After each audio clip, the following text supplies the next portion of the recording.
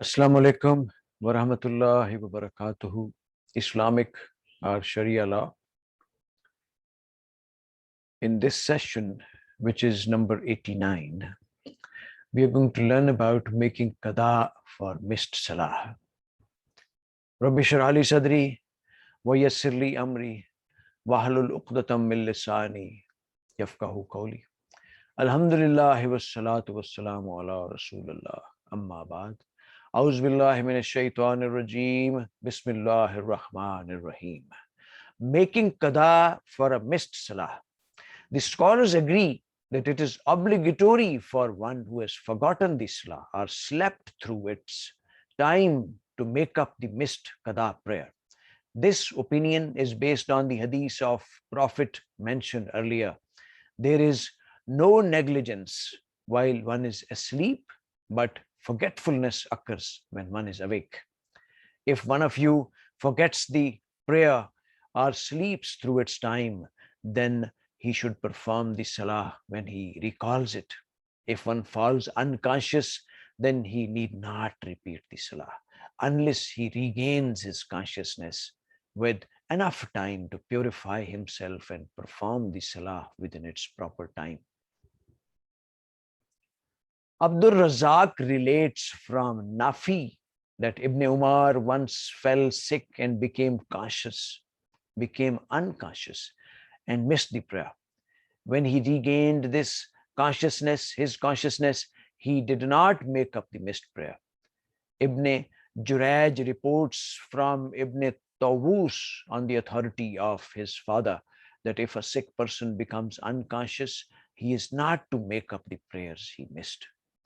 Muammar relates, I asked Az-Zuhri about one who becomes unconscious. He said that he is not to make up his salah he missed.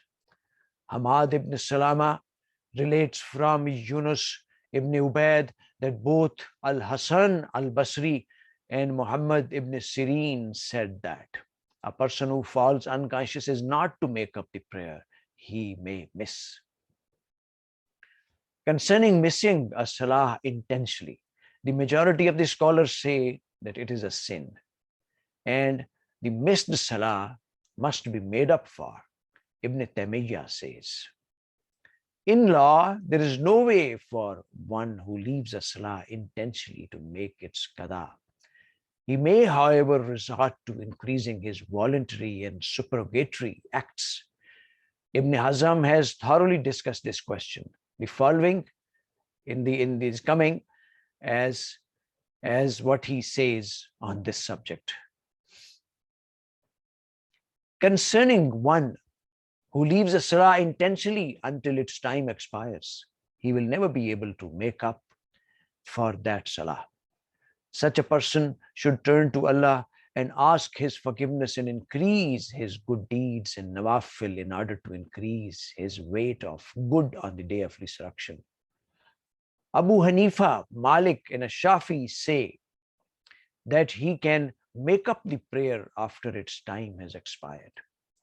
And Malik and Abu Hanifa even say that if a person intentionally misses a prayer or a few prayers, then he is to make up those prayers before he prays the present salah. Even if he has missed all 5 prayers and should, while making them up, miss the present salah. They say that if he missed more than 5 prayers, he is to begin by praying the salah whose time is present, and then he is to make up the prayers he missed. The proof for our position, that the position of Ibn Hazm, is found in the words of Allah, the Exalted, woe unto the worshippers who are heedless of the prayers. And then there succeeded them a later generation who wasted the prayers and followed their own lusts, but they will meet the destruction. If one who intentionally misses a salah could make it up later, then why is it mentioned with the affliction and transgression? Of course, there is no affliction or transgression on one who delays the salah, but the case of one who procrastinates until the last portion of its permissible time expires is quite different. Allah the Exalted has appointed certain times for the Salah, but the beginning time and the ending time of the Salah have been established, and there is no difference between praying a Salah before its time and praying it after its proper time elapses, because in both cases, the Salah is not performed within its prescribed time. This is not to draw an analogy between one and the other, but it is applying the same rule to them, as they both must be performed within the limits set by Allah. Allah the Exalted says, whoever transgresses the limits set by Allah has verily wronged his own soul. The principle of making qada must be established by the proper sources of Islamic law. Legislating in Sharia is not permissible, save by Allah's authority as evidenced by his Prophet. We ask those people who say that one may make qada for a salah which he misses intentionally. Tell us about this salah that you want him to perform. Is it the same salah that Allah ordered him to perform, or is it a different one? If they say it is same one, then we may say to them, then one who misses it intentionally is not guilty of being disobedient to Allah the Exalted, as he has done what Allah has ordered him to do.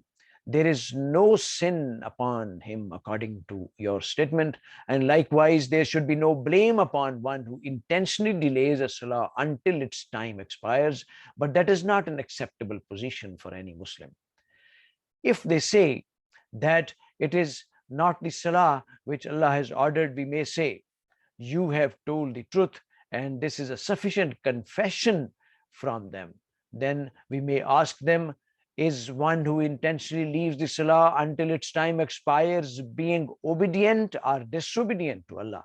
If they say obedient, then they will be differing from the consensus of the Muslims and the Quran and the confirmed Sunnah. If they say he is being disobedient, then they are speaking the truth, and it is not valid that an act of disobedience should replace an act of obedience. Also, Allah the Exalted has set specific limits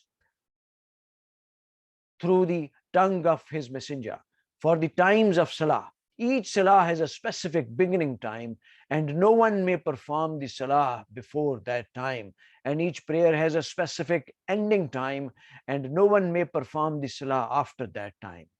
No one of this ummah will dispute that point. However, if one is allowed to pray after the time set by the Messenger of Allah, then setting an ending time for the salah has no meaning to it.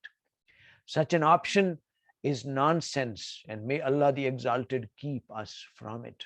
Every action is connected with a certain time, and it is not valid outside that time. If it was valid outside that time, what would be the purpose of that time being specifically singled out for that act? The logic of this argument is clear, and Allah the Almighty is our supporter.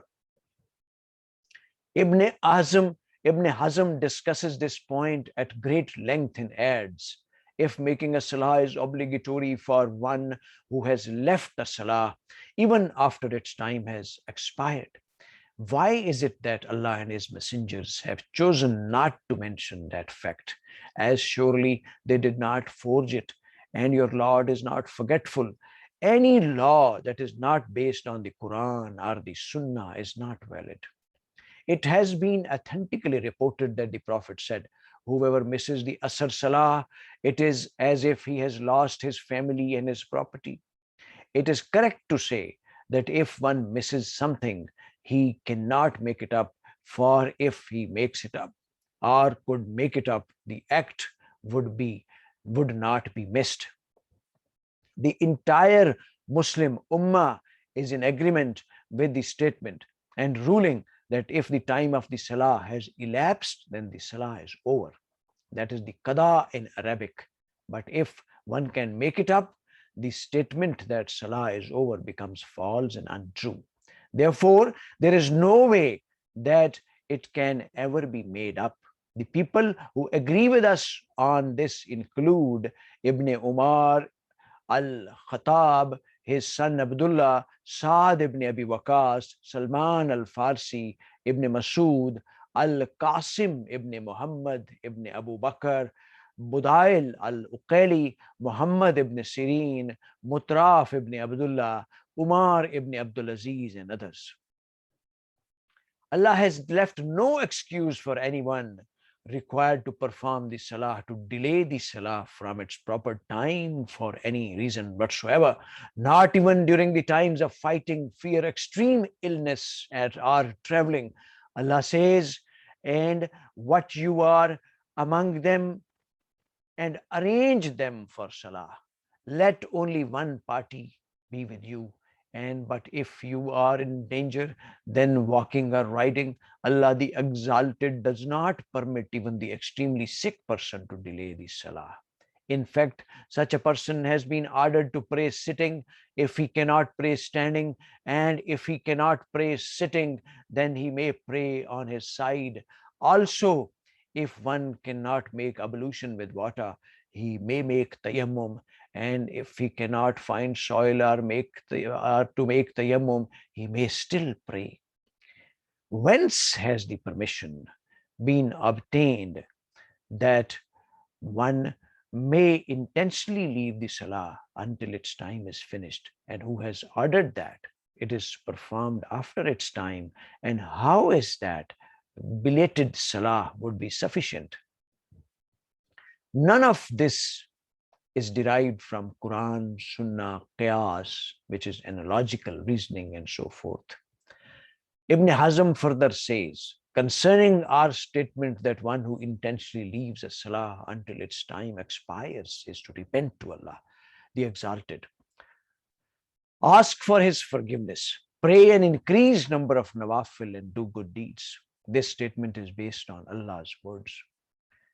Then there succeeded them a generation who missed prayers and followed after lusts, but they will meet destruction save him who repents and believes and does right.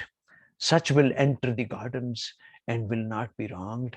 And those who, when they do an evil thing, are wrong themselves, remember Allah and implore forgiveness for their sins. Who forgives sins save Allah and will not knowingly repeat the wrong they did. And whoever does an atom's weight of good shall see it, and whoever does an atom's weight of evil shall see it.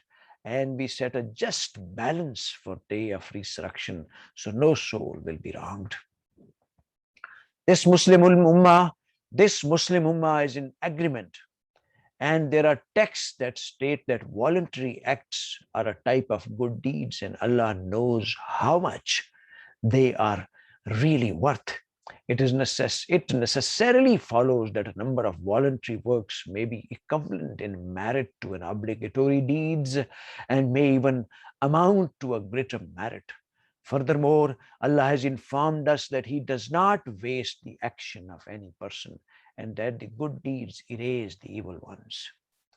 Ladies and gentlemen, here this topic of making qada for missed salah ends. Let's all together pray from Allah subhanahu wa ta'ala that He grants us sincere intention and resolve to learn commandments of Holy Quran, Siratul Nabi, Hadith, and Sunnah sallallahu alaihi wasallam. And may He bestows us wisdom, courage, and strength to pass this benevolent knowledge to all others and apply it on our societies, countries, and world as a whole in letter and spirit 100%. May Allah subhanahu wa ta'ala be our best guide and protector, and may He bestow upon us what is best suited for us. Ladies and gentlemen, please take care of yourselves, your kith and kins, and your environment as a whole. Inshallah, till next session. Allah Hafiz.